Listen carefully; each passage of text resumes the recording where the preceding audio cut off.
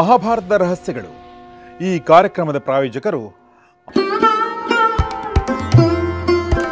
ಆಶಿಕಾ ಅಗರಬತ್ತಿಗಳು, ಅತ್ಯುತ್ತಮ ಗುಣಮಟ್ಟದ ಸಂಕೇತ. ವಿದ್ವಾನ್ ಜಗದೀಶ್ ಶರ್ಮ ಸಂಪ ಸರ್ನ ಭೇಟಿಯಾಗಬೇಕು ಅಂತ ಭಾಳ ಜನ ನೀವು ಮಾತಾಡ್ತಾ ಇರ್ತೀರ, ಹೇಳ್ತಿರ್ತೀರ ನಮಗೆ.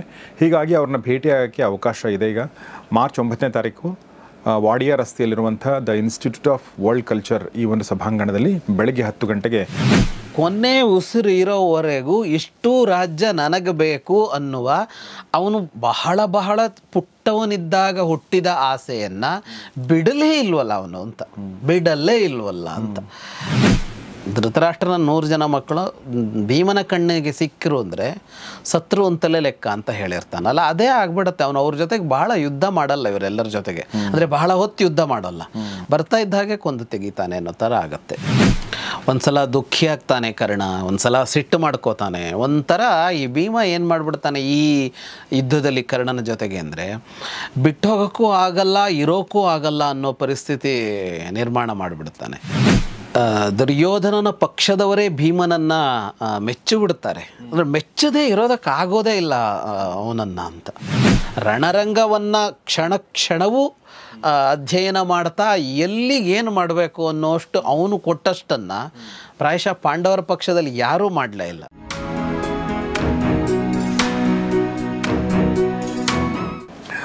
ಸ್ನೇಹಿತರೆ ನಮಸ್ಕಾರ. ಗೌರಿ ಶಕ್ಕಿ ಸ್ಟುಡಿಯೋದ ವಿಶೇಷ ಕಾರ್ಯಕ್ರಮ ಮಹಾಭಾರತ ರಹಸ್ಯಗಳು, ದ ಸೀಕ್ರೆಟ್ಸ್ ಆಫ್ ಮಹಾಭಾರತ. ನಿಮಗೆ ಆತ್ಮೀಯ ಸ್ವಾಗತ. ನಾನು ಗೌರಿ ಶಕ್ಕಿ. ಮಹಾಭಾರತ ರಹಸ್ಯಗಳನ್ನ ಹೇಳ್ಕೊಡೋದಕ್ಕೆ ನಮ್ಮೊಂದಿಗೆ ಜಾಯ್ನ್ ಆಗಿದ್ದಾರೆ ನಮ್ಮ ಪ್ರೀತಿಯ ವಿದ್ವಾನ್ Jagadish Sharma Sampa sir. Sir, welcome to the show. ನಮಸ್ತೆ. ನಮಸ್ತೆ. ಸೊ, ಒಂದು ಸಣ್ಣ ಪುಟ್ಟ ಬ್ರೇಕ್ ನಂತರ ಮತ್ತೆ ಸ್ವಾಗತ. ಯಾಕೆ ಅಂತ ನಾನು ಹೇಳ್ಬಿಡ್ತೀನಿ. ಆ ಒಂದು ವಿಚಾರ ಕೇಳಿದರೆ ನಿಮಗೆ ಖುಷಿ ಆಗುತ್ತೆ ಅಂತ ಅನ್ಕೋತೀನಿ. ಸರ್, ಯಾಕೆ ಒಂದು ಬ್ರೇಕ್ ತೊಗೊಂಡ್ರು, ಒಂದು ವಾರದ ಬ್ರೇಕು ಅಂತಂದರೆ ಅವರು ಕುರುಕ್ಷೇತ್ರ ಅನ್ನೋ ಒಂದು ಪುಸ್ತಕ ಬರಿತಾ ಇದ್ದಾರೆ. ಅಂದರೆ ಮಹಾಭಾರತ ಯುದ್ಧದ ಬಗ್ಗೆನೇ ಒಂದು ಬೃಹತ್ ಪುಸ್ತಕ. ಅದು 250 ಪುಟಗಳ ಪುಸ್ತಕ. ಸೊ ಅದು 9ನೇ ತಾರೀಕು ಬಿಡುಗಡೆ ಆಗ್ತಾ ಇದೆ, ಅಂದರೆ ಮಾರ್ಚ್ 9ನೇ ತಾರೀಕು. ಸೊ ಅದನ್ನು ಬರೆಯೋ ಸಲುವಾಗಿ ಒಂದು ಬಿಡುವು ಬೇಕಾಗಿತ್ತು. ಹೀಗಾಗಿ ಅದರ ಒಂದು ಏಕಾಂತ ಮತ್ತು ಬಿಡುವು ತೊಗೊಂಡು ಈಗ ವಾಪಸ್ ಅದನ್ನು ಬರೆದು ಬಂದಿದ್ದಾರೆ. ಸೊ ಯಾಕೆ ಈ ವಿಚಾರ ಹೇಳ್ತಾ ಇದ್ದೀನಿ ಅಂದರೆ ವಿದ್ವಾನ್ ಜಗದೀಶ್ ಶರ್ಮ ಸಂಪ ಸರ್ನ ಭೇಟಿಯಾಗಬೇಕು ಅಂತ ಭಾಳ ಜನ ನೀವು ಮಾತಾಡ್ತಾ ಇರ್ತೀರ, ಹೇಳ್ತಿರ್ತೀರ ನಮಗೆ. ಹೀಗಾಗಿ ಅವ್ರನ್ನ ಭೇಟಿಯಾಗೋಕ್ಕೆ ಅವಕಾಶ ಇದೆ. ಈಗ ಮಾರ್ಚ್ 9ನೇ ತಾರೀಕು ವಾಡಿಯಾ ರಸ್ತೆಯಲ್ಲಿರುವಂಥ the institute of world culture ಈ ಒಂದು ಸಭಾಂಗಣದಲ್ಲಿ ಬೆಳಗ್ಗೆ 10 ಗಂಟೆಗೆ ಒಂದು ಸಮಾರಂಭ ನಡೀತಾ ಇದೆ. ಅದರಲ್ಲಿ ನಾನು ಕೂಡ ಇರ್ತೀನಿ, ಸಂಪತ್ ಸರ್ ಕೂಡ ಇರ್ತಾರೆ, ನಮ್ಮ ಟೀಮ್ ಕೂಡ ಇರುತ್ತೆ. ಮತ್ತು ಇನ್ನೊಬ್ಬ ತುಂಬ ಒಳ್ಳೆಯ ಲೇಖಕರಾಗಿರುವಂಥ, ಕಾದಂಬರಿಕಾರರಾಗಿರುವಂಥ ಗಜಾನನ ಶರ್ಮಾ ಅವರು ಕೂಡ ಆ ಒಂದು ಸಮಾರಂಭದಲ್ಲಿ ಇರಲಿದ್ದಾರೆ. ಸೊ ಹೀಗಾಗಿ ದಯವಿಟ್ಟು ಎಲ್ಲರೂ ಬನ್ನಿ ಅಂತ ಕೇಳ್ಕೊಳ್ತೀನಿ. ಸರ್, ಅದೇ ಕುರುಕ್ಷೇತ್ರ ಹೇಳ್ತಾ ಇದ್ದು ಕುರುಕ್ಷೇತ್ರವನ್ನು ಬರಿತಾ ಇದ್ದಿದ್ದರಿಂದಾಗಿ ತಡ ಆಯಿತು ಅಂತ. ಹೇಳ್ತಾ ಇರೋ ಕುರುಕ್ಷೇತ್ರಕ್ಕೂ ಬರಿತಾ ಇರೋ ಕುರುಕ್ಷೇತ್ರಕ್ಕೂ ವ್ಯತ್ಯಾಸ ಇದೆ. ಎರಡಕ್ಕೂ ವ್ಯತ್ಯಾಸ ಇದೆ. ಇಲ್ಲಿ ನಾವು ಮಾತಾಡ್ತಾ ಇರುವಲ್ಲಿ ತುಂಬ ಮೈನ್ಯೂಟಾದ ವಿವರಗಳಿಲ್ಲ. ಅಲ್ಲಿ ವ್ಯಾಸರು ಹೇಳುವಾಗ ತುಂಬ ಮೈನ್ಯೂಟಾಗಿ ಹೇಳ್ತಾರೆ. ಅಷ್ಟನ್ನು ಇಲ್ಲಿ ಹೇಳ್ತಾ ಇರೋದಕ್ಕೆ ಆಗಲ್ಲ ಅಂತ ನಾವು ಹೋಗ್ತಾ ಇದ್ದೀವಿ. ಅಂದರೆ ಇವನು ಎಷ್ಟು ಬಾಣ ಬಿಟ್ಟ, ಅದಕ್ಕೆ ಅವನು ಎಷ್ಟು ಬಾಣ ಬಿಟ್ಟ, ಅದು ಯಾವ ಬಾಣ ಅನ್ನೋ ಥರ ಅಲ್ಲ. ನಾರಾಚ, ಭಲ್ಲ, ಕರ್ಣಿ, ಕ್ಷುರಪ್ರ ಅಂತೆಲ್ಲ ಬೇರೆ ಬೇರೆ ಥರ ಬಾಣಗಳು. ಅವನು ಯಾವ ಬಾಣ ಬಿಟ್ಟ, ಅದಕ್ಕೆ ಇವನು ಯಾವ ಬಾಣ ಬಿಟ್ಟ ಅನ್ನೋಷ್ಟು ವಿವರಗಳಿವೆ. ಅದನ್ನೆಲ್ಲ ಇಲ್ಲಿ ಹೇಳ್ತಾ ಇಲ್ಲ. ಆದರೆ ಪುಸ್ತಕದಲ್ಲಿ ಅವೆಲ್ಲ ಬಂದಿವೆ. ಯಾವ ವಿವರವನ್ನೂ ಬಿಟ್ಟಿಲ್ಲ, ಅಲ್ಲಿ ಅಷ್ಟು ವಿವರಗಳು ಬಂದಿವೆ. ಆದರೆ ಪುಸ್ತಕದಲ್ಲಿ ವ್ಯಾಸರು ಏನು ಹೇಳಿದಾರೋ ಅಷ್ಟು ಮಾತ್ರ ಹೋಗಿದೆ. ಅದ್ರ ಮೇಲೊಂದು ವಿಮರ್ಶೆ ಇಲ್ಲ. ಇಲ್ಲಿ ಆ ವಿಮರ್ಶೆ ಇದೆ. ಹಾಗಾಗಿ ಇದು ಎರಡೂ ಬೇರೆ ತರಹ, ಮತ್ತು ಎರಡಕ್ಕೂ ಅದರದ್ದೇ ಆದ ವೈಶಿಷ್ಟ್ಯ ಇದೆ. ಹೀಗಾಗಿ ಇದನ್ನು ನೋಡಿದವರು ಕೂಡ ಅದನ್ನು ಓದಬಹುದು. ಸೊ ಅದನ್ನು ಓದಿದವರು ಕೂಡ ಈ ಒಂದು ವಿಡಿಯೋಗಳನ್ನ ನೋಡ್ಬೋದು. ಅದೆರಡು ಮಾಡಿದ್ರೇ ಚೆನ್ನಾಗಿ ಕುರುಕ್ಷೇತ್ರ ಅರ್ಥ ಆಗುತ್ತೆ ಅಂತ ಅನ್ಸುತ್ತೆ. ಅದನ್ನು ಓದಿ ಇದನ್ನು ಕೇಳಿದರೆ ಅಥವಾ ಇದನ್ನು ಕೇಳಿದವರು ಅದನ್ನು ಓದಿದರೆ ಒಂದು ಸ್ಪಷ್ಟತೆ ಬರುತ್ತೆ ಇದಕ್ಕೆ. ಸರ್, ಬಟ್ ನನ್ನ ಒಂದು ಪ್ರಶ್ನೆ, ಈಗ 18 ದಿನಗಳ ಯುದ್ಧವನ್ನು ಮೂಲ ಮಹಾಭಾರತದಲ್ಲಿ ಎಷ್ಟು ದೊಡ್ಡದಿದೆಯೋ ಅಷ್ಟೇ ದೊಡ್ಡದು ನೀವು ಬರಿತಾ ಇದ್ದೀರಾ? ಹೌದು. ಅಥವಾ ಅದಕ್ಕಿಂತ ದೊಡ್ಡದು ಬರಿತಾ ಇದ್ದೀರಾ? ಇಲ್ಲ, ಅಲ್ಲಿ ಎಷ್ಟು ದೊಡ್ಡದಿದೆಯೋ ಅಷ್ಟೇ ದೊಡ್ಡದು ಬರಿತಾ ಇರೋದು. ಅಲ್ಲಿ ಹೇಳಿರೋದ್ರಲ್ಲಿ ಯಾವುದನ್ನು ಬಿಡ್ತಾ ಇಲ್ಲ ಆ ಪುಸ್ತಕದಲ್ಲಿ. ಒಂದು ಪಾರ್ಟ್ ಮಾತ್ರ ಅಲ್ಲಿ ಇಲ್ಲದೆ ಇರೋದು ಅಂದರೆ ಸಂಜಯ ಮತ್ತು ಧೃತರಾಷ್ಟ್ರ ಸಂವಾದದ ಥರ ಇಲ್ಲಿ ಬರುತ್ತಲ್ಲ. ಹಾಗಾಗಿ ಸಂಜಯನ ಮಾತು, ಧೃತರಾಷ್ಟ್ರನ ಮಾತು ಸಾಕಷ್ಟು ಬಂದಿದೆ ಇಲ್ಲಿ. ಪ್ರತಿ ಸಲನೂ ಅವರಿಬ್ಬರ ಚರ್ಚೆ ಇರುತ್ತೆ. ನಾವು ಕೆಲವೊಂದು ಇಲ್ಲಿ ಉಲ್ಲೇಖಿಸಿದ್ವಿ. ಸಂಜಯನ ಹತ್ರ ಬೈಸ್ಕೋತಾರಲ್ಲ ಧೃತರಾಷ್ಟ್ರ ಪದೇ ಪದೇ, ಅದೆಲ್ಲ ಅಪಸೂದಲ್ಲಿ ತಗೊಂಡಿಲ್ಲ. ಅವರಿಬ್ಬರು ಮಾತಾಡ್ತಾ ಇದ್ದಾರೆ ಅನ್ನೋ ಥರ ತಗೊಂಡಿಲ್ಲ. ಅದನ್ನು ಹೊರತುಪಡಿಸಿ ಸಮಗ್ರವಾಗಿ ಅಲ್ಲಿ ಏನು ಬಂದಿದೆಯೋ ಅಷ್ಟು ಅದರಲ್ಲಿ ಬಂದಿದೆ. ಅಲ್ಲಿ 4 ಪರ್ವಗಳಲ್ಲಿ ಬರುತ್ತೆ. ಅದು ಭೀಷ್ಮ ಪರ್ವ, ದ್ರೋಣ ಪರ್ವ, ಕರ್ಣ ಪರ್ವ, ಶಲ್ಯ ಪರ್ವ ಅಂತ 4 ಪರ್ವಗಳು ಅಂತ ಹೆಸರಿಸ್ತಾರೆ. 18 ಮಹಾಭಾರತದ ಪರ್ವಗಳಲ್ಲಿ 4 ಪರ್ವಗಳು ಕುರುಕ್ಷೇತ್ರ ಯುದ್ಧದಲ್ಲಿ ಅಂದರೆ 4 ಜನ ಸೇನಾಧಿಪತಿಗಳಾಗಿದ್ದು ಅಲ್ಲಿಗೆ. ಇವನ ಪರವಾಗಿ, ದುರ್ಯೋಧನನ ಪರವಾಗಿ ಸೇನಾಧಿಪತಿಗಳವರಾಗಿದ್ರಲ್ಲ, ಅದನ್ನು ಒಂದೊಂದು ಪರ್ವ ಅಂತ ಮಾಡಿ 4ರಲ್ಲಿ ಕತೆ ಹೇಳಿ ಭೀಷ್ಮ ಪರ್ವ, ದ್ರೋಣ ಪರ್ವ, ಕರ್ಣ ಪರ್ವ, ಶಲ್ಯ ಪರ್ವ. ಮೊದಲು ಭೀಷ್ಮ ಸೇನಾಧಿಪತಿ ಆಗ್ತಾನೆ 10 ದಿವಸ, ಆಮೇಲೆ ದ್ರೋಣರಾಗ್ತಾರೆ. ದ್ರೋಣರ ನಂತರ ಕರ್ಣ ಸೇನಾಧಿಪತಿ ಆಗ್ತಾನೆ, ಅದಾದ್ಮೇಲೆ ಶಲ್ಯ ಸೇನಾಧಿಪತಿ ಆಗ್ತಾನೆ. ಅಲ್ಲಿಗೆ ಇದು ಮುಗಿಯತ್ತೆ ಯುದ್ಧ. ಈಗ ನಾವು ದ್ರೋಣ ಪರ್ವದಲ್ಲಿದ್ದೀವಿ. ಈಗ ದ್ರೋಣ ಪರ್ವದಲ್ಲಿದ್ದೀವಿ. ಆಮೇಲೆ ಇನ್ನೊಂದು ಪ್ರಶ್ನೆ ಅನ್ನಿಸ್ತು ನನಗೆ, ಪಾಂಡವರ ಕಡೆಯಿಂದ ಯಾರು ಸೇನಾಧಿಪತಿಗಳಾಗಿ? ದೃಷ್ಟದ್ಯುಮ್ನೇ ಆಗಿರೋದು. ಶುರುವಲ್ಲೇ ದೃಷ್ಟದ್ಯುಮ್ನ.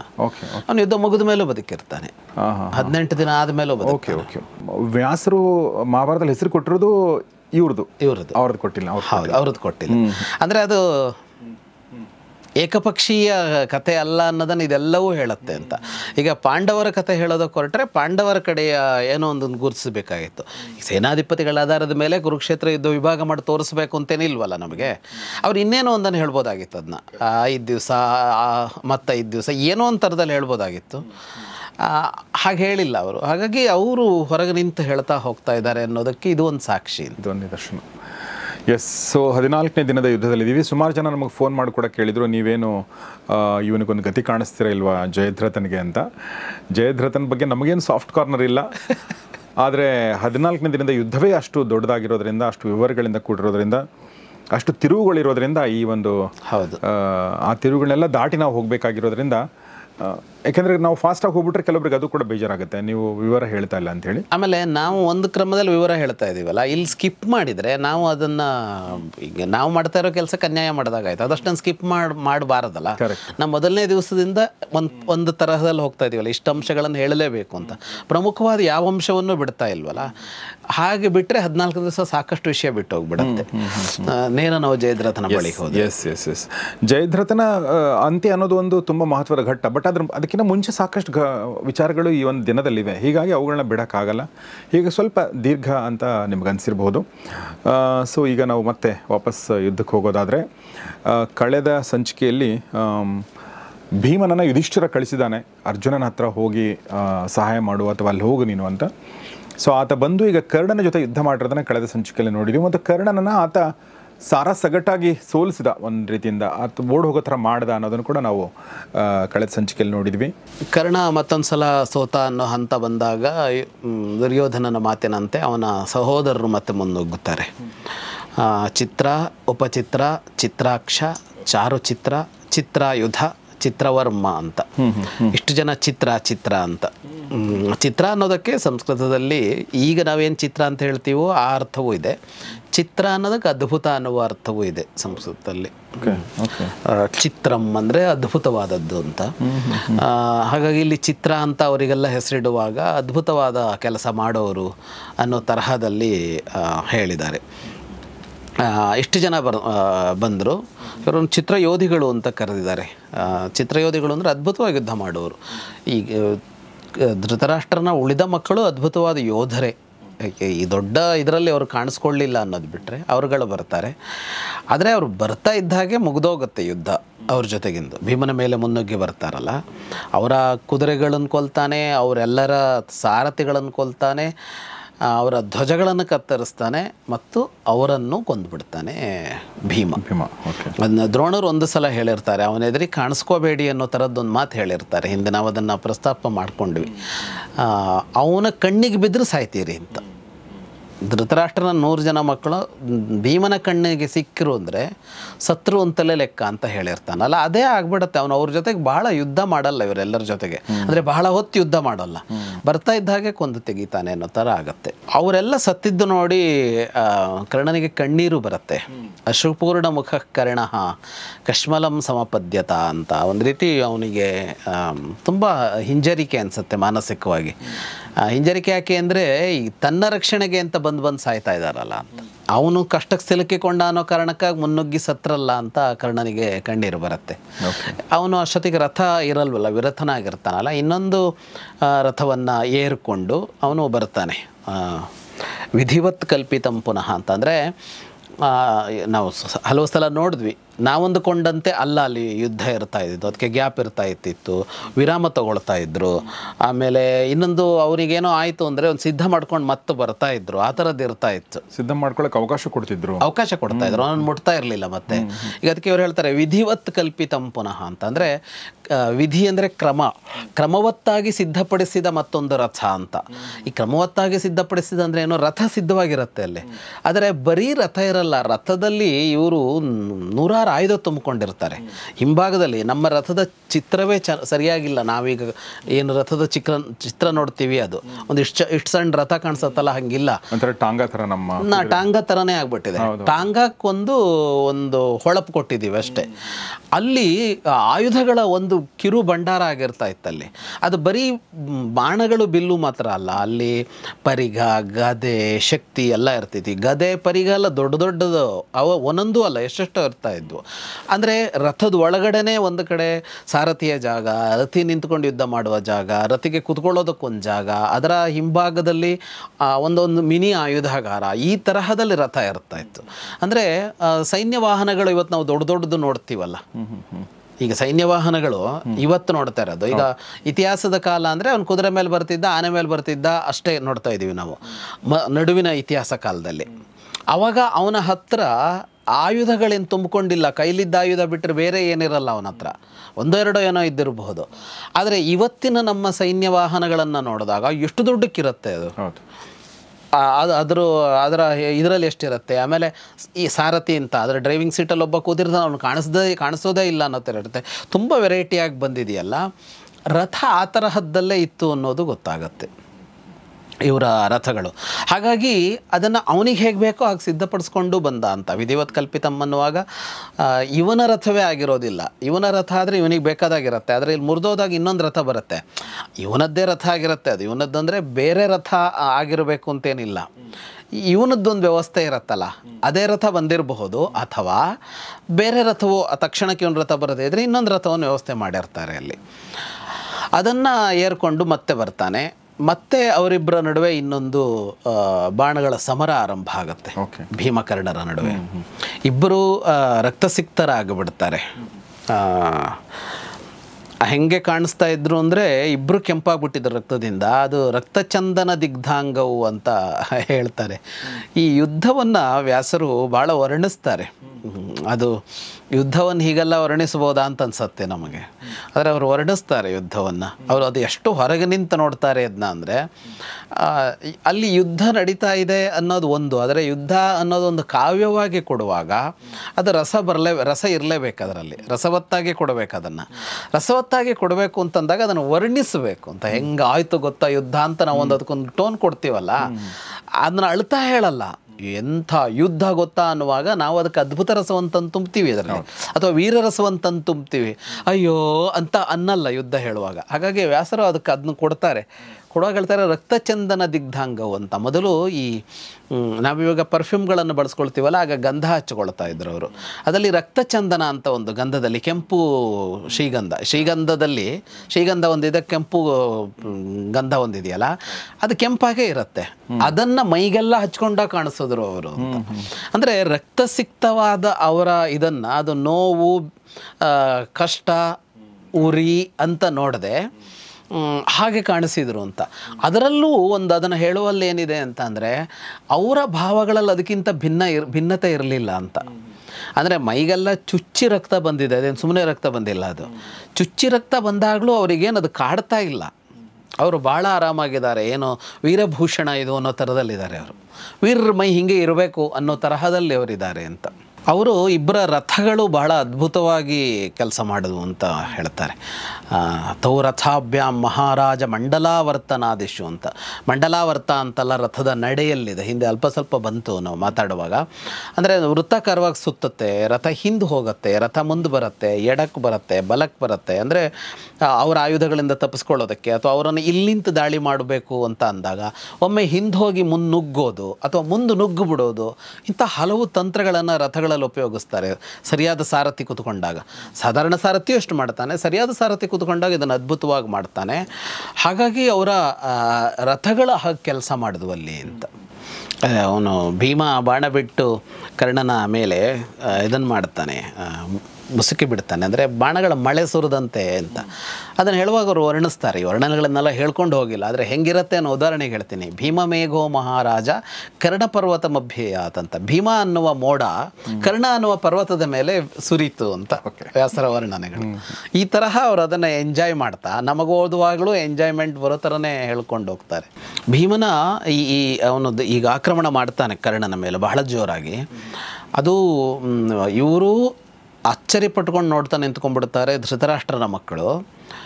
ಕೃಷ್ಣ, ಅರ್ಜುನ, ಸಾತ್ಯಕಿ ಮತ್ತು ಚಕ್ರರಕ್ಷಕರು ಏನಿರ್ತಾರೆ ಅವರುಗಳು ಬಹಳ ಖುಷಿ ಪಡ್ತಾ ಇರ್ತಾರೆ ಭೀಮನ ಈ ಆಕ್ರಮಣಕ್ಕೆ.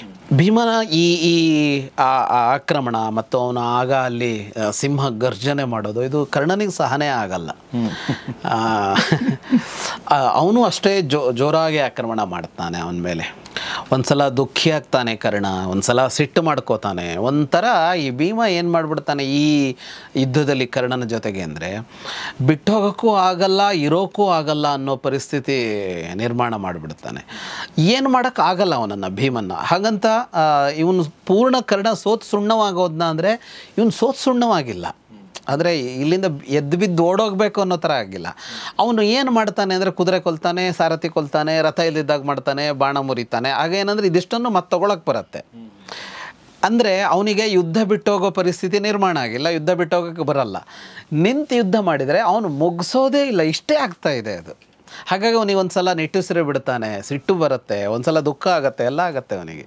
ಮತ್ತೊಂದು ಇಬ್ಬರು ಘೋರವಾದ ಯುದ್ಧ ಮುಂದುವರ್ಸ್ಕೊಂಡು ಹೋಗ್ತಾರೆ. ಹಾಗೇನೆ ಒಂದು ಹಂತದಲ್ಲಿ ದುರ್ಯೋಧನನ ಪಕ್ಷದವರೇ ಭೀಮನನ್ನು ಮೆಚ್ಚು ಬಿಡ್ತಾರೆ. ಅಂದರೆ ಮೆಚ್ಚದೇ ಇರೋದಕ್ಕಾಗೋದೇ ಇಲ್ಲ ಅವನನ್ನು ಅಂತ, ಆ ಥರ ಆಗಿಬಿಡುತ್ತೆ ಅಂತ. ನಾವು ಮತ್ತು ವಾಪಸ್ ಕ್ರಿಕೆಟಿಗೆ ಬಂದರೆ ಕೆಲವು ಬ್ಯಾಟಿಂಗು ಕೆಲವು ಬೌಲಿಂಗ್ ನೋಡಿದಾಗ ಎದುರು ಪಕ್ಷದವರು ವಾವ್ ಅಂತ ಹೇಳೋ ಥರ ಇದ್ದು ಬಿಡುತ್ತೆ. ವಿರಾಟ್ ಕೊಹ್ಲಿಗೆ ಪಾಕಿಸ್ತಾನದವರು ತುಂಬ ಅಪ್ರಿಷಿಯೇಟ್ ಮಾಡ್ತಾ ಇದ್ದಾರಲ್ಲ, ಹಂಗೆ ಆಗ್ಬಿಡುತ್ತೆ ಅದು. ಏನಿದು ಅಂತ. ಮೊನ್ನೆ ವಿರಾಟ್ ಕೊಹ್ಲಿನ ಅವ್ನು ಫಿಲಿಪ್ಸ್ ಒಂದು ಕ್ಯಾಚ್ ಹಿಡಿದ್ನಲ್ಲ, ವಿರಾಟ್ ಕೊಹ್ಲಿನೂ ಖುಷಿ ಪಟ್ಕೊಂಡು ಹೋಗಂಗಿತ್ತು ಅದು ಅಂತ, ಹಾರಿ ಹಿಡಿದಿದ್ದಿತ್ತಲ್ಲ. ಹಂಗೆ ಆಗಿಬಿಡತ್ತೆ ಅಂತ, ವಿರೋಧಿಗಳನ್ನು ಒಪ್ಪೋ ಥರ ಆಗಿಬಿಡುತ್ತಲ್ಲ, ಹಂಗಾಗತ್ತೆ ಇಲ್ಲಿ. ಭೂರಿಶ್ರವಸ್ಸು, ಕೃಪಾ, ಅಶ್ವತ್ಥಾಮ, ಶಲ್ಯ, ಜಯದ್ರಥ, ಉತ್ತಮೋಜಸ್, ಯುಧಾಮನ್ಯು, ಸಾತ್ಯಕಿ, ಕೃಷ್ಣ, ಅರ್ಜುನ, ಅಂದರೆ 10 ಜನ ಮಹಾರಥರು. ಈ 10 ಜನ ಮಹಾರಥರು ಮೆಚ್ಚುತ್ತಾರೆ. ಅಂದರೆ ಜಯದ್ರಥನನ್ನು ಸೇರಿಸಿಕೊಂಡು ಅಂದರೆ ಮೆಚ್ಚೋ ಥರನೇ ಮಾಡ್ತಾನೆ ಭೀಮ. ಯಾಕಂದರೆ ಎದುರಾಳಿಗಳು ಮೆಚ್ಚಬೇಕು ಅಂತಂದರೆ ಅವ್ರ ಒಳಗಡೆ ಇರುವಂಥ ಅಸಹನೆ, ಹೊಟ್ಟೆ ಕಿಚ್ಚು ಎಲ್ಲ ಮೀರಿ ಅದು ಬರಬೇಕಲ್ಲ, ಅಪ್ರಿಸಿಯೇಷನು. ಹೌದು, ಇದ್ದೇ ಇರುತ್ತೆ. ಹೊಟ್ಟೆ ಕಿಚ್ಚು ಇರುತ್ತೆ, ಅಸಹನೆ ಇರುತ್ತೆ, ಎಲ್ಲ ಇರುತ್ತೆ. ಬಟ್ ನೀವು ಅದನ್ನು ಮೀರಿದರೆ ಮಾತ್ರ ಒಳಗಡೆ ಇರುವಂಥ ಅದನ್ನೆಲ್ಲವನ್ನೂ ಮೀರಿ ನಾವು ಅಪ್ರಿಷಿಯೇಟ್ ಮಾಡೋಕ್ಕೆ ಸಾಧ್ಯ. ಹೌದು, ಒಂದು ಸಾಮರ್ಥ್ಯ, ಒಂದು ಕೌಶಲ ಅಥವಾ ಒಂದು ನೈಪುಣ್ಯ ಎದುರು ಮನುಷ್ಯನಲ್ಲಿರುವ ಈ ಎಲ್ಲ ದೌರ್ಬಲ್ಯಗಳನ್ನು, ದೋಷಗಳನ್ನು ಮೀರಿಸಿ ಅವನೊಬ್ಬ ಸಹಜ ಮನುಷ್ಯನಾಗಿ ವರ್ತಿಸುವಂತೆ ಮಾಡಬೇಕು ಅಂತಂದರೆ ಇದು ಎಷ್ಟು ಪ್ರಭಾವಿಯಾಗಿದ್ದಿರಬೇಕು ಅಂತ ಗೊತ್ತಾಗುತ್ತೆ. ಕರೆಕ್ಟ್. ಅದಕ್ಕೆ ನಮ್ಮಲ್ಲಿ ಭಾಳ ಆ ಬಳಕೆ ಇದೆ ನೋಡಿ. ಶತ್ರು ಮೆಚ್ಚೋ ಥರ ಬದುಕಬೇಕು, ಶತ್ರು ಮೆಚ್ಚೋ ಥರ ಕೆಲಸ ಮಾಡಬೇಕು ಅಂತ. ಯಾವ ಥರ ಕೆಲಸ ಮಾಡಬೇಕು ಅನ್ನೋದಕ್ಕೆ ಅದನ್ನೊಂದು ಮಾನದಂಡವಾಗಿ ಹೇಳ್ತಾರೆ ಅಂತ. ಯಾಕಂದ್ರೆ ನಮ್ಮವ್ರು ಮೆಚ್ಚೋದು ಅನ್ನೋದು ಸಹಜ. ಅವರು ಪ್ರಶಂಸೆಗೂ ಮೆಚ್ಚುತ್ತಾರೆ, ಇವನು ಡೌನ್ ಆಗಬಾರ್ದು ಅನ್ನೋದಕ್ಕಾಗಿ ಮೆಚ್ಚುತ್ತಾರೆ ನಮ್ಮವರು. ಮತ್ತು ಇನ್ನೊಂದು ಪ್ರೀತಿ ಕುರುಡಾಗೂ ಮೆಚ್ಚುತ್ತೆ, ಏನು ಚೆನ್ನಾಗಿ ಮಾಡಿದ್ದಾನೆ ನಮ್ಮವನು ಅಂತ ಅನ್ನಿಸ್ತಾ ಇರುತ್ತೆ. ಆದರೆ ಯಾರು ನಮ್ಮ ಬಗ್ಗೆ ಅಸಹನೆ ಇದೆಯೋ, ಅಸೂಯೆ ಇದೆಯೋ, ಅವನು ವಾವ್ ಅಂತ ಹೇಳಬೇಕು ಅನ್ನೋದಿದೆಯಲ್ಲ, ಅದು ವಿಷಯ. ಹೌದು, ಅದು ಅಂದರೆ ಅದು ಅವನಲ್ಲಿ ನಿಜವಾದ ಇದನ್ನು ಕಾಣಿಸ್ತಾ ಇದೆ ಅಂತ. ಹಾಗಾಗಿ ನೀವು ಹೇಳಿದಾಗೆ ಶತ್ರುವು ಮೆಚ್ಚುವಂತೆ ಅಂತಂದಾಗ ಅವನು ಯುದ್ಧದ ಮಟ್ಟ ಏನು ಇದನ್ನು ನೋಡಿ. ಅಂದರೆ ಈ 10 ಜನ ಮೆಚ್ಚುತ್ತಾರಲ್ಲ, ದುರ್ಯೋಧನ ಏನು ಮೆಚ್ಚಲ್ಲ ಅಲ್ಲಿ. 10 ಜನ ಮಹಾರಥರು ಮೆಚ್ಚಿದ್ರು, ಜಯದ್ರಥ ಕೂಡ ಮೆಚ್ಚಿದ. ಆದರೆ ದುರ್ಯೋಧನ ಮೆಚ್ಚಲ್ಲ, ಆದರೆ ದುರ್ಯೋಧನ ತನ್ನ ತಮ್ಮಂದರಿಗೆ ಹೇಳ್ತಾನೆ, ಎಲ್ಲರಿಗೂ ಹೇಳ್ತಾನೆ, ರಾಜ್ಞಶ್ಚ ರಾಜಪುತ್ರಾಂಶ್ಚ ಸೋದರಿಯಾಂಶ್ಚ ವಿಶೇಷತಃ ಅಂತ. ಅಲ್ಲಿದ್ದ ರಾಜರು ರಾಜಕುಮಾರರು ಮತ್ತು ವಿಶೇಷವಾಗಿ ತನ್ನ ಸೋದರರಿಗೆ ಹೇಳ್ತಾನೆ, ಕರ್ಣನ ರಕ್ಷಣೆಗೆ ಹೋಗಿ. ಯಾಕೆಂದರೆ ಕರ್ಣನನ್ನು ಅವನ ಬಾಣಗಳು ಕೊಂದು ಬಿಡ್ತವೆ, ಅದಕ್ಕಿಂತ ಮೊದಲು ಹೋಗಿ ರಕ್ಷಣೆ ಮಾಡಿ ಅಂತ ದುರ್ಯೋಧನ ಹೇಳ್ತಾನೆ. ಅಂದರೆ ಅವನು ಬಹಳ ಸೂಕ್ಷ್ಮವಾಗಿ ನೋಡ್ತಾನೆ ಅಂತ ಇರ್ತಾನೆ. ಇದು ನಾವು ಮೆಚ್ಚುತ್ತೀವಲ್ಲ ಹಲವು ಸಲ ದುರ್ಯೋಧನನ ರಣರಂಗವನ್ನು ಕ್ಷಣ ಕ್ಷಣವೂ ಅಧ್ಯಯನ ಮಾಡ್ತಾ ಎಲ್ಲಿಗೆ ಏನು ಮಾಡಬೇಕು ಅನ್ನೋಷ್ಟು ಅವನು ಕೊಟ್ಟಷ್ಟನ್ನು ಪ್ರಾಯಶಃ ಪಾಂಡವರ ಪಕ್ಷದಲ್ಲಿ ಯಾರೂ ಮಾಡಲೇ ಇಲ್ಲ. ದೃಷ್ಟದ್ಯುಮ್ನ ಮಾಡಲಿಲ್ಲ, ಯುಧಿಷ್ಠಿರ ಅಲ್ಪ ಸ್ವಲ್ಪ ಮಾಡ್ತಾ ಇದ್ದ. ಭೀಮ ಅರ್ಜುನ ಹೆಂಗೆ ಅಂದರೆ ಅದು ಒಮ್ಮುಖ, ಅಲ್ಲಿ ಹೋಗಿ ಯುದ್ಧ ಮಾಡ್ತಾಯಿದ್ರು, ಅಲ್ಲಿ ಯುದ್ಧ ಮಾಡ್ಕೊಂಡು ಇದ್ದುಬಿಟ್ರು. ಅಲ್ಲಿ ಈ ಕಡೆ ಏನಾಯಿತು ಅನ್ನೋದು ಅಲ್ಲ, ಅವರ ವ್ಯಾಪ್ತಿಯೂ ಅಲ್ಲ ಅದು. ಅವ್ರು ಯಾಕೆ ಅವರು ಯೋಧರು ಮಾತ್ರ, ಅವ್ರಿಗೆ ಇದಿಲ್ವಲ್ಲ, ನಾಯಕತ್ವ ಇಲ್ವಲ್ಲ ಅವರಿಬ್ಬರಿಗೂ. ಹಾಗೆ ಅವರು ತಲೆ ಕೆಡಿಸ್ಕೊಳ್ಳಿಲ್ಲ. ಯುಧಿಷ್ಠಿರ ಭಾಳ ತಲೆ ಕೆಡಿಸ್ಕೊಳ್ಳಲ್ಲ ಅದಕ್ಕೆ. ದೃಷ್ಟದ್ಯುಮ್ನೂ ಅಷ್ಟು ತಲೆ ಕೆಡಿಸ್ಕೊಂಡಾಗ ಕಾಣಿಸಿಲ್ಲ. ಭೀಷ್ಮ ದ್ರೋಣ ಇವ್ರುಗಳೂ ತಲೆ ಕೆಡಿಸ್ಕೊಂಡಾಗ ಕಾಣಿಸಿಲ್ಲ. ಒಬ್ಬ ಮಾತ್ರ ಅಂತ, ದುರ್ಯೋಧನ ಮಾತ್ರ ಅಂತ. ಅಂದರೆ ಆ ಯುದ್ಧದ ಗೆಲುವು ಅನ್ನೋದು ಎರಡೂ ಪಕ್ಷದ ಎಲ್ಲರನ್ನೂ ಸೇರಿಸಿ ಅತ್ಯಂತ ಬೇಕೇ ಬೇಕಾಗಿದ್ದು ಯಾರಿಗಾಗಿತ್ತು ಅಂದರೆ ದುರ್ಯೋಧನಿಗಾಗಿತ್ತು ಅಂತ. ಆಮೇಲೆ ಈ ಮೆಚ್ಚೋದು ಅನ್ನೋದಿದೆಯಲ್ಲ, ಅದು ಒಂದು ಕ್ಷಣದ ಮೈಮರೆವಿನ ಗಳಿಗೆ. ಅವನು ಅಲ್ಲೂ ಮೈಮರಿಯಲ್ಲ. ಹೌದು, ಅವನು ಅಲ್ಲೂ ಮೈಮರಿಯಲ್ಲ. ಭಾಳ ಚೆನ್ನಾಗಿ ಗುರುತಿಸಿದ್ರಿ. ಅವನು ಮೈಮರಿಯಲ್ಲ. ಅವನು ಒಂದೇ ಅಂತ ತನ್ನ ಹಠ, ತನ್ನ ಉದ್ದೇಶ ಇದೆಯಲ್ಲ, ಅದನ್ನು ಬಿಟ್ಟು ಆಚೆ ಈಚೆ ನೋಡೋದು ಅಂತ ಒಂದು ಇಲ್ಲವೇ ಇಲ್ಲ ಅವನಿಗೆ. ಆ ವಿಷಯದಲ್ಲಿ ದುರ್ಯೋಧನ ಕೂಡ ನಮಗೆ ಒಂದು ಇದಾಗ್ಬಿಡ್ತಾನೆ, ಮಾದರಿ ಆಗಿಬಿಡ್ತಾನೆ.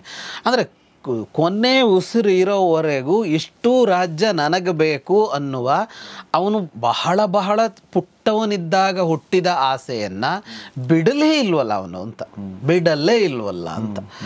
ಕೊನೆಗೆ ಬರುತ್ತಲ್ಲ, ನಾವು ಮುಂದೆ ಹೋಗ್ತೀವಲ್ಲ, ಎಲ್ಲ ಸತ್ತೋಗಿದ್ದಾರೆ. ಆದರೂ ಅವನು ಯುದ್ಧನೇನೋ ಅಲ್ಲಿಗೆ ನಿಲ್ಲಿಸೋಲ್ಲ.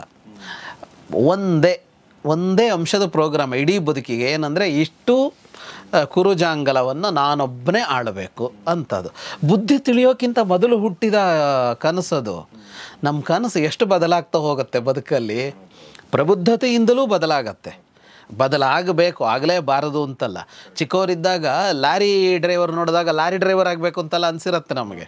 ಅವನು ಒಳ್ಳೆ ಹಿಂಗೆ ಟರ್ನ್ ಮಾಡ್ತಿರ್ತಾನಲ್ಲ ಕ್ರಾಸ್ಗಳಲ್ಲಿ. ಈಗಿನ ಮಕ್ಕಳಿಗೆ ಆಟೋ ಡ್ರೈವರ್ ಇಷ್ಟ.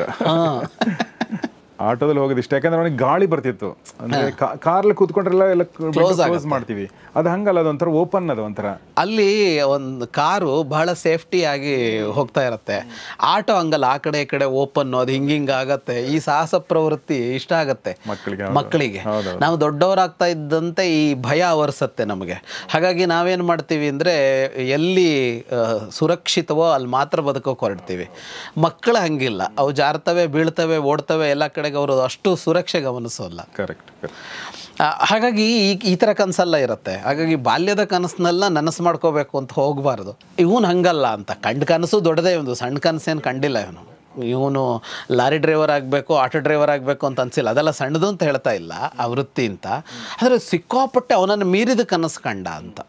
ಯಾವುದೇ ವೃತ್ತಿ ಚಿಕ್ಕದು ಅಂತ ಏನಾಗೋಲ್ಲ. ಆಟೋ ಓಡಿಸೋದು ಚಿಕ್ಕದು ಯಾಕಾಗತ್ತೆ? ಒಂದು ಆಟೋ ಅನ್ನೋ ಒಂದು ವ್ಯವಸ್ಥೆ ಇಲ್ಲ ಅಂದರೆ ಬೆಂಗಳೂರಿಗೆ ಹೈರಾಣ ಆಗ್ಬಿಡ್ತೀವಿ ನಾವು. ನಮ್ಮನ್ನು ಬದುಕಿಸಿರೋದು ಮೆಟ್ರೋನೂ ಅಲ್ಲ, ಬಸ್ಸು ಅಲ್ಲ, ನಾವು ಓಡಿಸ್ತಾ ಇರೋ ಕಾರ್ಗಳು ಅಲ್ಲ. ಬೆಂಗಳೂರು ಅಂತ ಸಿಟಿಯನ್ನು ಬದುಕಿಸ್ತಾ ಇರೋದು ಆಟೋಗಳು. ಇಲ್ಲದೇ ಇದ್ರೆ ಬೆಂಗಳೂರು ನಿಂತು ಹೋಗ್ಬಿಡುತ್ತೆ. ಇಷ್ಟು ಕೆಲಸಗಳೇ ನಡೆಯಲ್ಲ. ಇದರಲ್ಲಿ 20% ಕೆಲಸ ನಡೆಯೋದು ಕಷ್ಟ ಆಗುತ್ತೆ. ಹಾಗಾಗಿ ಅದು ಯಾವುದೋ ಚಿಕ್ಕದು ಅಂತ ಅಲ್ಲ, ಅದು ಇವನು ಕನಸದು ವಿಪರೀತ ಅಂತ, ಮತ್ತು ಅದು ಬಿಡಲಿಲ್ಲ ಅಂತ. ಹಾಗಾಗಿ ನೀವು ಹೇಳಿದಾಗೆ ಮೈ ಮರೆವು ಅನ್ನೋದು ಅವನಿಗೆ ಯಾವ ಕ್ಷಣದಲ್ಲಿಲ್ಲ. ಈಸ್ ವೆರಿ ಫೋಕಸ್ಡ್ ಆ ದೃಷ್ಟಿಯಿಂದ. ಹಾಗಾಗಿ ಅವನು ಎಲ್ಲರಿಗೂ ಹೇಳ್ತಾನೆ. ಅದು ಹೇಳುವಾಗ ನೋಡಿ, ರಾಜರು, ರಾಜಕುಮಾರರು ಮತ್ತು ವಿಶೇಷವಾಗಿ ಸೋದರರು ಅಂತ ಹೇಳುವಾಗ ಆ ಭಾಷೆ ಎಷ್ಟು ಚೆನ್ನಾಗಿದೆ ಅಂತ. ಅಂದರೆ ದುರ್ಯೋಧನ ಹಾಗಿದ್ದ ಅನ್ನೋದೊಂದು, ಅದನ್ನು ವ್ಯಾಸರು ಗುರುತಿಸಿ ಹೇಳ್ತಾರೆ. ಏನೇ ಅಂದರೂ ಇವನ ತಮ್ಮಂದರಿಗೆ ಇರುವಷ್ಟು ಬೇರೆ ರಾಜರು ರಾಜಕುಮಾರಿಗೆ ಇರಲ್ಲ ಅನ್ನೋದೊಂದು ಅಂಶ ಇದೆ ಅಂತ. ಅವರು ಸಹಾಯ ಮಾಡೋಕೆ ಬಂದವರು. ಆದರೆ ನಿಜವಾಗಿ ಯಾರಿಗೆ ಇರೋದು ಅಂದರೆ ಇವನಿಗೆ ಇರೋದು, ಇವ್ರ ಕಡೆಯವರಿಗೆ ಮಾತ್ರ ಇರೋದು. ಇವ್ರ ಕಡೆಯವ್ರು ಯಾರು ಅಂದರೆ ಅಣ್ಣ ತಮ್ಮಂದರಿಗೆ. ಹಾಗಾಗಿ ಅವ್ರಿಗೆ ಹೇಳ್ದ, ಭೀಮನನ್ನು ನೋಡಿ ಉಳಿದವರು ಎದುರಿಸೋದಕ್ಕೆ ಹೋಗದೇ ಇದ್ದರೆ ಅಥವಾ ಹೋದ್ರೂ ಬಹಳ ಜೋರಾಗಿ ಯುದ್ಧ ಮಾಡದೇ ಇದ್ದರೆ ಅಂತ. ಆದರೆ ಇವನು ತಮ್ಮಂದರೆ ಹಾಗೆ ಮಾಡಲ್ವಲ್ಲ, ಹಾಗಾಗಿ ಹೋಗಿ ಅಂತ ಅವರಿಗೆ ಹೇಳ್ತಾನೆ. ಅವನು ಹೇಳಿದ್ದನ್ನು ಕೇಳಿ 7 ಜನ ಅವನ ತಮ್ಮಂದರು ಮುನ್ನೊಗ್ಗುತ್ತಾರೆ. ಮತ್ತು ಅದೇ ಆಗತ್ತೆ. ಉಳಿದ ರಾಜರು ರಾಜಕುಮಾರರು ಭೀಮನ ಅವತ್ತು ಅಲ್ಲಿ ನಡೀತಾ ಇದ್ದ ಇದನ್ನು ನೋಡಿದಾಗ ಅವನ ಎದುರಿಗೆ ಹೋಗಿ ನಿಲ್ಲೋದಕ್ಕೆ ಸಿದ್ಧರಾಗೋಲ್ಲ. ಮತ್ತೆ ಹೋಗೋರು ಇವನ ತಮ್ಮಂದ್ರಿ 7 ಜನ ಸಿಟ್ಟಿನಿಂದಲೇ ನುಗ್ತಾರೆ. ಭಯದಿಂದ ಅಲ್ಲ, ಏನಲ್ಲ, ಸಂರಬ್ಧ ಪರ್ಯವಾರಯನ್ ಹೋಗಿ ಅವನನ್ನು ಸುತ್ತುವರಿತಾರೆ. ಹೋಗಿ ಬಾಣಗಳ ಮಳೆ ಸುರಿಸ್ತಾರೆ ಅವನ ಮೇಲೆ. ಅವನಿಗೆ ಇಷ್ಟೆಲ್ಲ ಮಾಡಿದರೂ ಅವನಿಗೇನು ಆಗೋದೇ ಇಲ್ಲ. ಅದು ಆ ಬಾಣಗಳು ಏನು ಮುಚ್ಚಿರುತ್ತೆ ಅದನ್ನು ನಿವಾರಣೆ ಮಾಡ್ಕೋತಾನೆ. ನಿವಾರಣೆ ಮಾಡಿಕೊಂಡವನು ಹಳೆ ವೈರ ನೆನಪು ಮಾಡಿಕೊಂಡು 7 ಜನರ ಮೇಲೆ ಬಾಣ ಬಿಡ್ತಾನೆ. ಪೂರ್ವ ವೈರ ಮನುಸ್ಮರನ್ ಅಂತ. ಅದೇ ಅವನನ್ನು ಕೆಲಸ ಮಾಡಿಸೋದು ಅವನಲ್ಲಿ, ಅದೇ ಹಳೆ ಸಿಟ್ಟು ಅದು ಅಂತ. ಈ 100 ಜನ ದುರ್ಯೋಧನ ಸೋದರರು ತೀರ್ಕೊಂಡದ್ದು ಲೆಕ್ಕ ಹಾಕಿದ್ರೆ ಕರೆಕ್ಟಾಗಿ 100 ಜನ ಸಾಯ್ತಾರೆ. ಇದೆ ಒಂದು ಮಾತ್ರ ವ್ಯತ್ಯಾಸ ಕಾಣಿಸುತ್ತೆ. ಇಲ್ಲೇ ಬರುತ್ತೆ 31 ಜನ ಅಂತ ಒಂದು ಬರುತ್ತೆ ಇಲ್ಲಿ. ಅದು 30 ಜನ ಆಗಬೇಕು ವಾಸ್ತವವಾಗಿ. ಎಲ್ಲಿ ಬಂತು ಅಂತ ಒಂದು ಇದಿದೆ. ಕೆಲವು ಪಾಠಗಳಲ್ಲಿ 31 ಅಂತ ಬಂದಿದೆ. ಕುಂಡಬೇದಿ ಅಂತ ಒಬ್ಬ ಅವನನ್ನು ಕೊಂದರು ಅಂತ 2 ಸಲ ಉಲ್ಲೇಖ ಆಗಿದೆ ಅಂತ. ಅದನ್ನು ಹೊರತುಪಡಿಸಿ ಅದಕ್ಕೂ ಉತ್ತರ ಕಂಡುಕೊಂಡಿದ್ದಾರೆ, ಅದು ಯಾಕೆ ಬಂತು, ಎಲ್ಲ ಆಯಿತು ಅಂತ. ಉಳಿದಂತೆ ಒಂದು ಚೂರು ವ್ಯತ್ಯಾಸ ಇಲ್ಲದೆ ಯಾವತ್ತು ಎಷ್ಟೆಷ್ಟು ಜನ ಅಂತ ಹೋದರೆ 100 ಅಲ್ಲಿಗೂ ನಿಲ್ಲತ್ತೆ. 99 ಜನ ಸಾಯ್ತಾರೆ ಎಕ್ಸೆಪ್ಟ್ ದುರ್ಯೋಧನ ಲಾಸ್ಟಿಗೆ. ಓಕೆ, ದುಶಾಸನ ಕೂಡ ಲಾಸ್ಟಿಗೆ, ಅದಾದ್ಮೇಲೆ ದುರ್ಯೋಧನ. ಸತ್ತ 7 ಜನ ಯಾರು ಅಂತ ಅಂದರೆ ಶತ್ರುಂಜಯ, ಶತ್ರುಸಹ, ಚಿತ್ರಾಯುಧ, ಚಿತ್ರಸೇನ, ವಿಕರ್ಣ. ಈ 7 ಜನ ಸಾಯ್ತಾರೆ. ವಿಕರ್ಣ ಸಾಯ್ತಾನೆ. ವಿಕರ್ಣ ಇವರ ಬಹಳ ಮುಖ್ಯನಾದ ಯೋಧ. ಅಂದರೆ ಧೃತರಾಷ್ಟ್ರನ ಮಕ್ಕಳಲ್ಲಿ ಬಹಳ ಸಾಮರ್ಥ್ಯವಂತರಾದ ಯೋಧರಲ್ಲಿ ದುರ್ಯೋಧನ, ದುಶಾಸನ ಮತ್ತು ವಿಕರ್ಣ ಬರ್ತಾನೆ. ಇನ್ನಷ್ಟು ಜನ ಇದ್ದಾರೆ, ಅದರಲ್ಲಿ ವಿಕರ್ಣ ಬಹಳ ಮುಖ್ಯವಾಗ್ತಾನೆ. ಮತ್ತು ವಿವೇಕಿ, ದ್ರೌಪದಿಯ ವಸ್ತ್ರಾಪಹರಣದ ಪ್ರಯತ್ನವನ್ನು ಇವರು ಮಾಡಿದಾಗ ಅದನ್ನು ಅಲ್ಲಿ ವಿರೋಧಿಸಿ ನಿಂತವರಲ್ಲಿ ವಿಕರ್ಣ ಕೂಡ ಒಬ್ಬ. ವಿಕರ್ಣನೂ ಸಾಯ್ತಾನೆ. ಇದರಲ್ಲಿ ವಿಕರ್ಣನೂ ಸಾಯ್ತಾನೆ. ಮೂಲದಲ್ಲಿ ಇವರು ಏನು ಕ್ರಿಟಿಕಲ್ ಎಡಿಷನ್ ಅವರು ಇಷ್ಟನ್ನೇ ತಗೊಂಡಿದ್ದಾರೆ. ಆದರೆ ಬೇರೆ ಪಾಠಗಳಲ್ಲಿ ವಿಕರ್ಣ ಸತ್ತಿದ್ದನ್ನು ನೋಡಿ ಭೀಮ ದುಃಖಿಸಿದ ಅಂತ ಒಂದು ಕಥೆಯ ಭಾಗ ಇದೆ ಬೇರೆ ಕಡೆಯಲ್ಲಿ. ಯಾಕೆಂದರೆ ವಿಕರ್ಣ ಒಳ್ಳೆಯವನಾಗಿದ್ನಲ್ಲ, ಹಾಗಾಗಿ ಆ ಕಥೆಯನ್ನು ಯಾರೋ ಸೇರಿಸಿರಬಹುದು. ಯಾಕೆಂದರೆ ವಿಕರ್ಣನ ಹೀಗೆ ಕೊಂದು ತನ್ನ ಸುಮ್ಮನೆ ಹೆಂಗೆ ಹೋಗೋಕ್ಕಾಗತ್ತೆ ಭೀಮ, ಏನೋ ಒಂದು ಮಾತಾಡಿರ್ಬೇಕಲ್ಲ ಅಂತ. ಆದರೆ ಇಲ್ಲಿ ಆ ಮಾತಾಡೋದಕ್ಕೆ ಯೋಚನೆ ಮಾಡೋದಕ್ಕೆ ಏನು ಸಂದರ್ಭ ಇರಲ್ಲ. ವಿಕರ್ಣನನ್ನು ಸತ್ತ ಬಗ್ಗೆ ಎಲ್ಲೋ ಒಂದು ಕಡೆ ನೋವು ಇರಬಹುದು. ಆದರೆ ವಿಕರ್ಣ ಮಾತನಾಡಿದ ಮರುಕ್ಷಣದಲ್ಲೇ ನಿಮ್ಮ 100 ಜನರು ಕೊಲ್ತೀನಿ ಅಂತ ಭೀಮ ಪ್ರತಿಜ್ಞೆ ಮಾಡಿದ್ದಲ್ವಾ. ಅಲ್ಲಿ ಅವತ್ತು ಪ್ರತಿಜ್ಞೆ ಮಾಡುವಾಗ ವಿಕರ್ಣ ಮಾತಾಡಿದಾಗಲೇ ಮಾಡಿದ್ದದು. ವಿಕರ್ಣನನ್ನು ಬಿಟ್ಟು ಅಂತ ಭೀಮ ಪ್ರತಿಜ್ಞೆ ಮಾಡಲಿಲ್ಲ. ಹಾಗಾಗಿ ಇಲ್ಲಿ ಭೀಮ ಅವನನ್ನು ಕೊಲ್ಲಬಾರ್ದು ಅಂತ ಅನ್ಕೊಂಡಿದ್ದ ಅಂತ ಹೇಳೋಕ್ಕಾಗೋದೇ ಇಲ್ಲ. ಕೊಲ್ಲಪಟ್ಟಿಲ್ಲ, ಅವನ ಹೆಸರು ಇದ್ದೇ ಇತ್ತು. ಹಾಗಾಗಿ ವಿಕರ್ಣ ಸತ್ತಿದ್ರ ಬಗ್ಗೆ ಅವನು ದುಃಖಿಸಿದ ಅನ್ನೋದನ್ನು ಕ್ರಿಟಿಕಲ್ ಎಡಿಷನ್ ಅವರು ಆ ಭಾಗವನ್ನು ಪ್ರಕ್ಷಿಪ್ತ ಅಂತ ಹೇಳ್ತಾರೆ. ಅಲ್ಲಿ ವಿಕರ್ಣನ ಭಾಗ ಅಂದ್ರೆ ವಿಕರ್ಣನ ಒಂದು ಪ್ರತಿರೋಧ ತುಂಬಾ ಪ್ರಾಮಿನೆಂಟ್ ಆಗಿ ಬಂದಿದೆ. ಇವರಿಗೆಲ್ಲ ಮನದಟ್ಟಾಗೋ ಹಾಗೆ ಅಥವಾ ಬಂದಿದೆ, ಗಟ್ಟಿಯಾಗಿ ಬಂದಿದೆ. ವಿದುರ ಮಾತಾಡ್ತಾನಲ್ಲ, ಆಗ ಅವನು ಜೋರಾಗೆ ಮಾತಾಡ್ತಾನೆ. ತಪ್ಪು ಇದು ಅಂತ ಮಾತಾಡ್ತಾನೆ, ಅವನು ಜೋರಾಗೆ ಮಾತಾಡ್ತಾನೆ.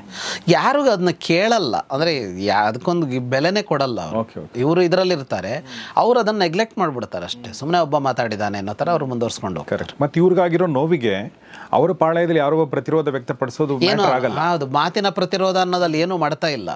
ಬಿಕಾಸ್ ಇವರು ತುಂಬಾ ದೊಡ್ಡ ಮಟ್ಟದ ನೋವು ಮತ್ತು ಅಪಮಾನ ಅನುಭವಿಸಿದ್ದಾರೆ. ವಿದುರನ ಪ್ರತಿರೋಧವು ಇವರಿಗೇನು ಮಾಡಿಲ್ಲ ಆರಂಭದಲ್ಲಿ. ಆಮೇಲೆ ವಿದುರ ಇದು ಮಾಡಿದ್ದಷ್ಟೇ ಬಿಟ್ಟರೆ, ವಿದುರ ಗಾಂಧಾರಿ ಹೇಳಿದ ಮೇಲೆ ಬದಲಾಗ್ತಾನೆ ಧೃತರಾಷ್ಟ್ರ ಅನ್ನೋದು ಬಿಟ್ಟರೆ, ನಿಲ್ಲಿಸ್ಬೇಕಾದ ಧೃತರಾಷ್ಟ್ರ ನಿಲ್ಲಿಸಿದ್ರೆ ಮಾತ್ರ ಕೆಲಸ ಆಗ್ತಿತ್ತಲ್ಲ. ಸಿಂಹನಾದ ಮಾಡ್ತಾನೆ ಎಷ್ಟು ಮಾಡಿ ಭೀಮ. ಆದರೆ ಈ ಸಿಂಹನಾದ ಯುಧಿಷ್ಠಿರನಿಗೆ ಕೇಳಿಸತ್ತೆ. ಇದು ಸಿಂಹನಾದ ಕೇಳಿಸತ್ತೆ.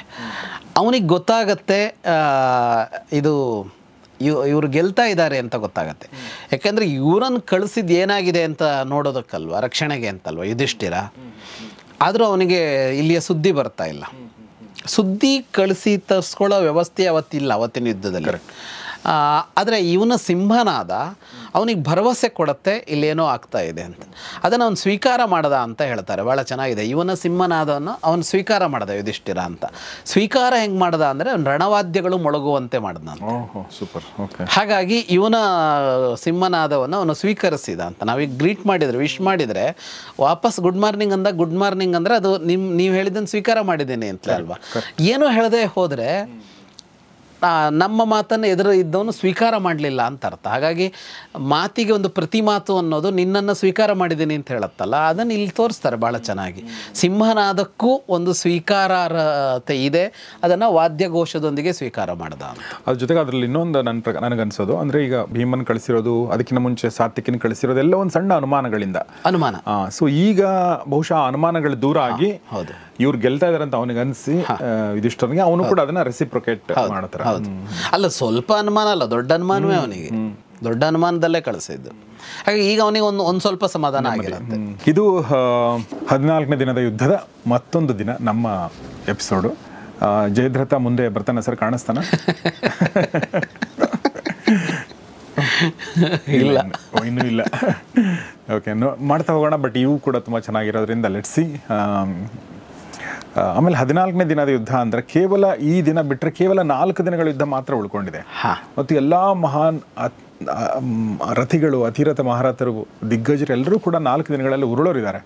ಹೀಗಾಗಿ ಈ ದಿನಗಳು ಅಂದರೆ ಈ ಒಂದು ಮುಂದಿನ ದಿನಗಳು ತುಂಬ ಸುದೀರ್ಘವಾಗಿ ಇರ್ತವೆ ಅನ್ನೋದನ್ನು ದಯವಿಟ್ಟು ತಿಳ್ಕೊಂಡ್ಬಿಡಿ. ಯಾಕೆಂದರೆ ತುಂಬ ಘಟನೆಗಳಿವೆ, ತುಂಬ ತಿರುವುಗಳಿವೆ. ಸೊ ಅಷ್ಟು ಹೇಳ್ತಾ ಇವತ್ತಿನ ಈ ಎಪಿಸೋಡ್ನ ಮುಗಿಸೋಕ್ಕಿಂತ ಮುಂಚೆ ವಿದ್ವಾನ್ ಜಗದೀಶ್ ಶರ್ಮಾ ಸಂಪತ್ ಸರ್ಗೆ ನಿಮ್ಮೆಲ್ಲರ ಪರವಾಗಿ ಧನ್ಯವಾದಗಳು sir. Thank you very much. So ಸ್ನೇಹಿತರೆ, ಹಾಗಾದರೆ ನಿಮ್ಮ ಅನಿಸಿಕೆಗಳನ್ನ ತಿಳಿಸಿ, ಅಭಿಪ್ರಾಯಗಳನ್ನ ತಿಳಿಸಿ, ಲೈಕ್ ಮಾಡಿ ವಿಡಿಯೋನ, ಮತ್ತು ನಿಮ್ಮ ಸ್ನೇಹಿತರೊಂದಿಗೆ ಇದನ್ನು ಶೇರ್ ಮಾಡಿ. ಚಾನಲ್ನ ಸಬ್ಸ್ಕ್ರೈಬ್ ಮಾಡದೇ ಇದ್ದರೆ ಸಬ್ಸ್ಕ್ರೈಬ್ ಮಾಡೋದನ್ನು ಮರಿಬೇಡಿ. ನೋಡ್ತಾರಿ ಗೌರಿಶಕ್ತಿ ಸ್ಟುಡಿಯೋ, ನೋಡ್ತಾರಿ ಮಹಾಭಾರತ ರಹಸ್ಯಗಳು. ನಮಸ್ಕಾರ. ಮಹಾಭಾರತದ ರಹಸ್ಯಗಳು ಈ ಕಾರ್ಯಕ್ರಮದ ಪ್ರಾಯೋಜಕರು ಆಶಿಕಾ ಅಗರಬತ್ತಿಗಳು, ಅತ್ಯುತ್ತಮ ಗುಣಮಟ್ಟದ ಸಂಕೇತ.